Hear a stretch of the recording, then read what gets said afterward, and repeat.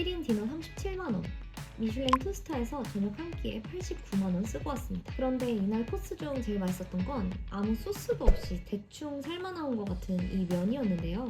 이 면의 정체가 대체 뭘까요? 결혼 1주년 기념으로 다녀온 서울의 미슐랭 투스타 알라프리마. 지금부터 같이 먹어볼까요? 알라프리마는 논현동 한 건물 1층에 위치해 있는데요. 건물 앞에 차를 대면 바로 기사님이 나와서 발레 파킹을 해주세요. 매장으로 들어가면 왼쪽에 오픈 키친이 바로 보이고 다른 파인다이닝 레스토랑들에 비해서 테이블 수가 좀 적어서 쾌적하게 식사를 할 수 있었어요. 오늘은 결혼 1주년 기념이라 제가 평소에 좋아하는 루이로들의 크리스탈 2015 샴페인을 콜키지로 가져왔습니다. 알라프리마는 와인의 종류와 상관없이 병당 10만원으로 콜키지 비용이 고정되어 있더라고요.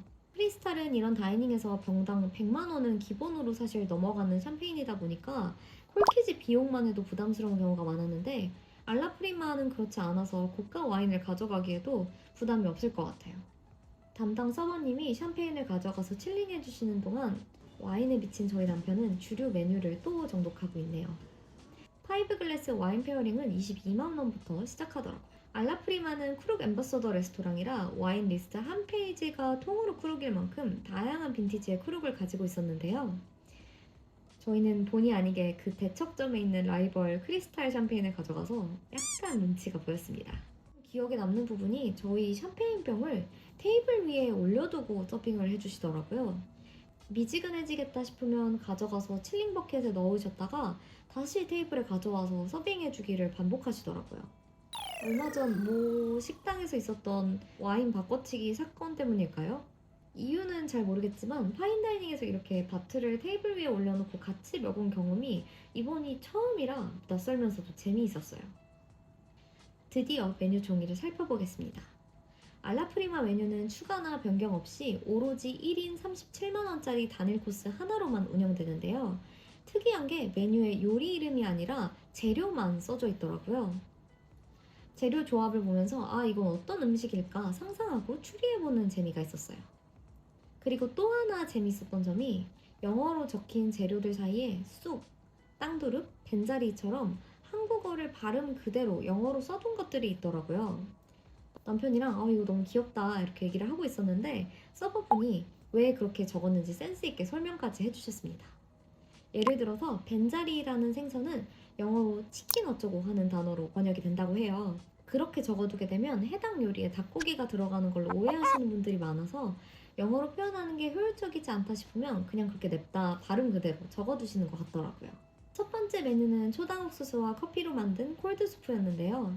작은 잔에 담긴 옥수수 수프를 쭉 원샷한 다음 남은 커피폼을 수저로 퍼먹는 방식이었어요. 초당 옥수수가 한창 철이라 그런지 엄청 달달한데 콜드 수프라 느끼하진 않았고요. 커피폼에서는 뭔가 원두 커피보다는 다방 믹스 커피 같은 달달한 향이 나더라고요. 다음은 토마토 도미 오크라로 만든 요리인데요. 어디가 토마토일까? 얇게 슬라이스한 도미회랑 오크라는 보이는데 토마토가 어디 있는지 안 보이더라고요. 어디 있는 거지 했더니 이 찰랑찰랑한 즙이 바로 토마토라고 합니다. 비린맛 하나 없는 도미회에 달큰한 토마토, 그리고 개운한 오크라가 더해져서 굉장히 깔끔한 맛이 나더라고요. 죽순 요리로는 두 가지 미니 푸드가 나왔는데요. 죽순 타르트와 죽순 수프였습니다. 어때? 깔끔해. 타르트는 솔직히 되게 깔끔했다 말고는 어떤 맛이었는지 잘 기억이 나지 않고요.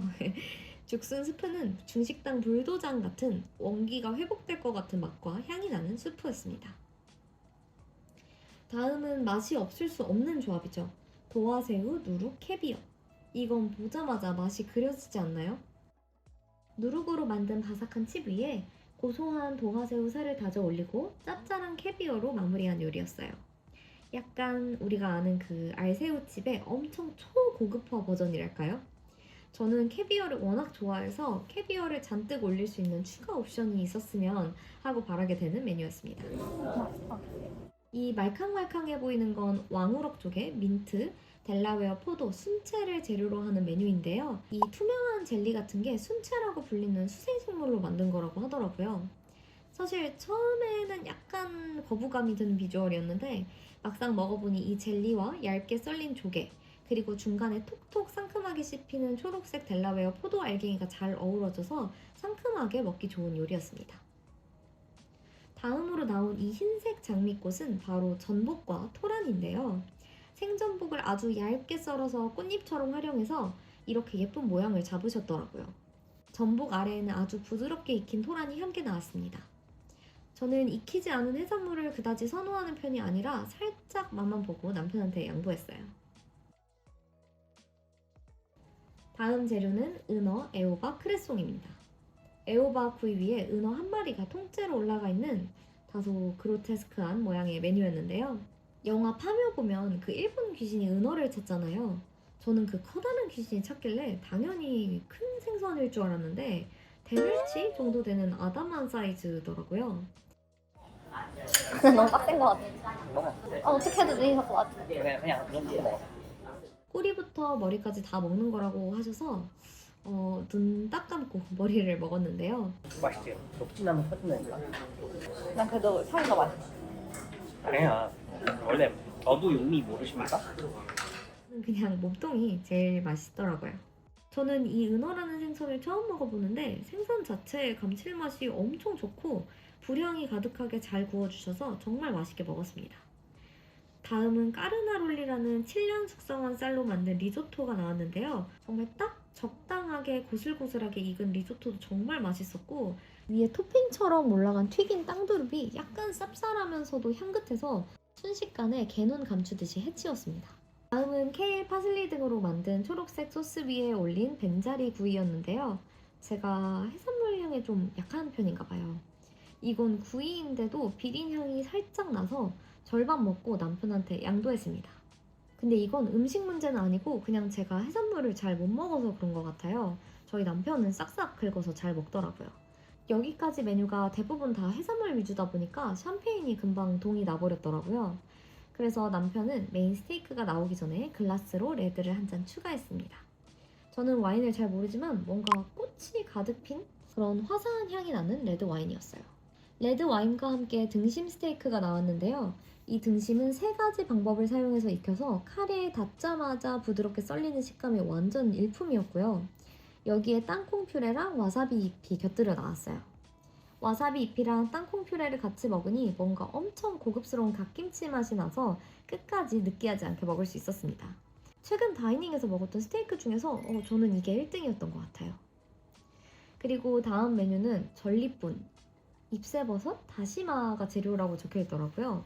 대체 뭐가 나오는 거지? 라고 생각했는데 이렇게 아무 소스도 없는 삶은 면이 나왔습니다. 그런데 놀랍게도 이 메뉴가 바로 제가 영상 초반에 언급한 제 최애 메뉴인데요. 넓적한 페투치네와 칼국수 사이 어딘가 식감의 면을 소스 없이 오로지 감칠맛으로 먹는 메뉴더라고요. 처음에는 들기름 막국수 같은 걸 생각하면서 먹었는데 와 진짜 차원이 다른 맛이었어요. 잎새버섯이랑 다시마 육수에 익힌 면이라고 하는데 대체 그 육수가 어떤 육수인지 궁금해질 정도로 감칠맛이 엄청나더라고요. 그 육수의 맛과 향이 면에 쫀득하게 달라붙어서 씹을 때마다 육수가 흘러나오는 것 같았어요. 무수 그거랑 비교하면 뭐가 맛있어? 도토리 국수랑. 도토리 이게 직관적이야. 그러니까 이거는 처음 보는 생소한 맛인데 와 이게 뭔가 우리가 이해하는 맛이라고 하면은 그건 이미 알던 맛을 우리가 먹기 때문에 그게 좀 더 익숙한 것 같아. 미식가들은 훨씬 더 이게 더 맛있다고 얘기할 것 같아. 저는 이 면만 단품으로 8만 원? 아니 15만 원에 판다고 해도 한 번쯤은 와서 먹을 만큼 진짜 너무너무 맛있게 먹었습니다. 이 메뉴만 보고 이 식당을 간다고 해도 후회가 없을 것 같은 맛이었습니다. 다음 재료는 심플하게 소금이라고 적혀 있었는데요. 보자마자 소금 아이스크림이겠구나 했는데 역시나였습니다. 대신 위에 아몬드 크림이 잔뜩 올라가고 스파이시한 올리브유를 킥으로 뿌려주셔서 정작 소금 아이스크림의 맛보다는 그냥 좀 독특한 콜드스프를 한 번 더 먹는 느낌이었어요. 그리고 마지막 쑥과 패션프루트로 만든 디저트가 나왔는데요. 결혼기념일 1주년 기념 식사라고 말씀드렸더니 이렇게 너무 예쁜 글씨를 초콜릿으로 써주셨더라고요. 글씨가 너무 예뻐서 남편이랑 감탄하는데 써봐보니 이 글씨는 특전사 출신인 남자 셰프님이 직접 쓴 거라고 설명을 추가해 주시더라고요. 그 얘기를 듣고 나니 왠지 더 감동적이었습니다. 디저트 자체는 쑥 크럼블 아래에 차가운 패션프루트 크림이 깔린 메뉴였는데요. 쑥 크럼블은 쑥찐빵을 가공해서 만든 거라고 하시더라고요. 그래서인지 쑥향이 아주 강한 편이었습니다. 쑥이랑 과일을 제 인생에서 처음으로 같이 먹어본 것 같은데 꽤 잘 어울리더라고요. 다만 크럼블 디저트는 파인다이닝에서 요즘 꽤 자주 보이는 메뉴인 만큼 앞선 메뉴들에 비해서는 살짝 평범하게 느껴지긴 했습니다. 정식당에서 예전에 먹어봤던 크럼블 디저트랑 식감도 거의 좀 유사했어요. 마무리로는 차와 커피를 내주셨는데요. 저는 디카페인 커피, 남편은 호지차를 골랐습니다. 디카페인으로 주문했는데도 커피 향이 꽤 좋더라고요. 차만 주면 섭섭하니까 미니 바닐라 까눌레와 치즈케이크 같은 작은 다과를 같이 주셨는데요. 아주 특별한 맛은 아니지만 입가심하기에 딱이라서 끝까지 맛있게 먹고 나왔습니다. 저희는 이렇게 디너 2인의 콜키지 비용, 남편이 마신 레드 한 잔까지 해서 약 89만 원 정도를 지불하고 나왔습니다. 남편이 워낙 와인을 좋아해서 이런 파인다이닝에 한 번 오면 콜키지나 와인 비용만으로도 100만 원을 훌쩍 넘길 때가 많은데 여기는 콜키지 가격이 합리적이라서 더 좋더라고요. 그래서 저녁 한 끼에 89만 원, 그만한 값어치가 있었냐고 물으신다면 저는 네라고 답하겠습니다. 특히 저희 남편은 다음 달에 당장 다시 오겠다고 예약창을 뒤지고 있더라고요. 특히 코스 대부분이 해산물로 가벼운 편이라서 해산물을 좋아하시거나 헤비한 요리가 부담스러우셨던 분들한테는 최상의 선택이 되지 않을까 싶고요. 합리적인 콜키지 비용으로 파인다이닝을 즐기고 싶으신 분, 육류보다 해산물을 선호하시는 분, 넓고 조용한 분위기의 다이닝을 찾으시는 분이라면 알라프리마 강력 추천해드리고 싶습니다. 여기까지 재미있게 보셨다면 구독과 좋아요 꼭 눌러주세요. 앞으로도 저희 부부가 맛있게 먹은 파인다이닝 식당들 많이 소개해드릴게요. 다음 주에도 알찬 내용으로 또 만나요. My heart craves this adrenaline. You got your ways to make it in my mind.